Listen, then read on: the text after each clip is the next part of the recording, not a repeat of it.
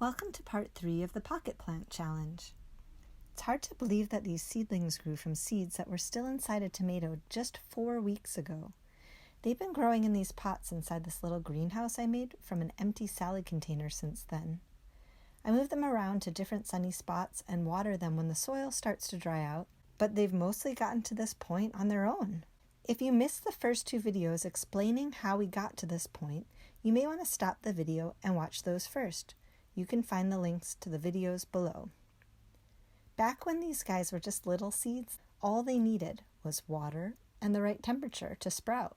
But now that they're seedlings, they need more help to grow into healthy, mature plants. Can you think of what they need? They still need water and the right temperature, and now they also need sunlight and nutrients, which they'll get from the soil and soil amendments that we add, like compost or fertilizer. Everything we do from now on is about getting the seedlings whatever they need to be healthy. Can you tell which of your seedlings are healthy? How do you know? What have you observed about your seedlings so far? What ideas do you have for why some of them might not be as healthy, or what your seedlings might need to become healthier? I've noticed that some of my seedlings are getting quite leafy and green, and they're starting to get a little crowded in their pots.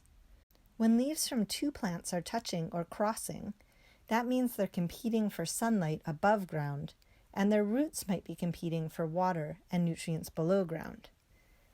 This means they need more space.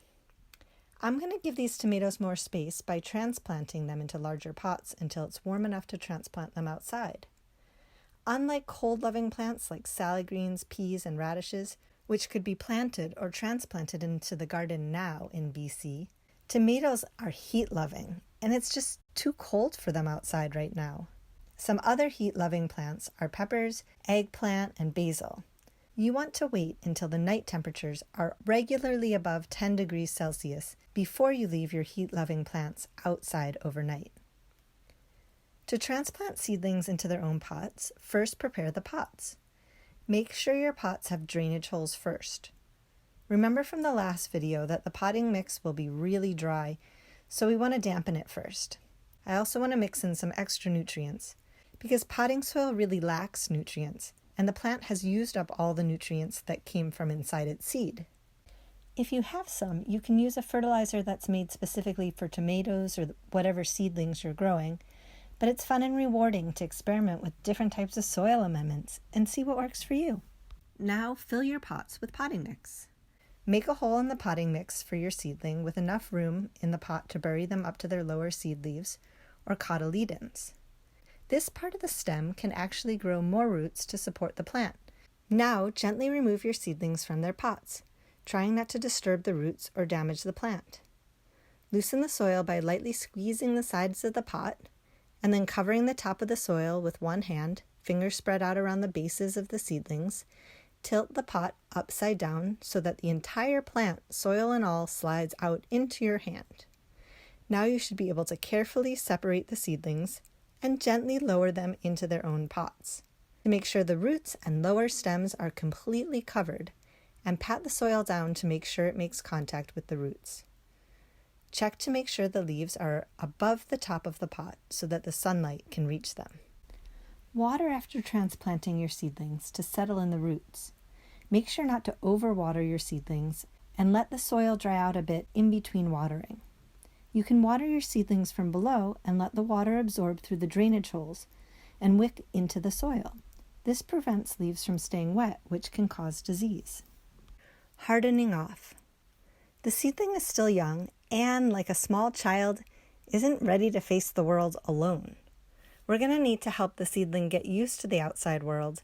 Just like kindergarten and elementary school, slowly help children get ready for harder and more independent situations, like homework or secondary school or their first job. Gardeners call this process hardening off. Seedlings, heat and cold loving, do better if they're hardened off before being transplanted outside. To harden off your seedlings, take them outside during the daytime for a little bit longer each day, for about a week, so that they can get used to the colder air, the wind blowing, and insects or other animals crawling around. Bring the seedlings in at night, and then on the last day, you can leave the seedling out overnight as long as your nighttime temperatures aren't too cold. Once the seedling is ready to face the outside world, transplant it into the garden where it can grow to maturity. If you don't have a garden, you can transplant your seedlings into a pot large enough for a mature version of this plant. The nice thing about keeping seedlings in pots is that you can move them around a bit so they always get the most sun. You already know how to do the transplanting. You can read or watch videos about how to care for your seedlings as they grow. Don't be afraid to try something different than what other people are doing. Every step is an opportunity to learn, and through your experiments, you might even learn something that no one else knows yet. Happy growing!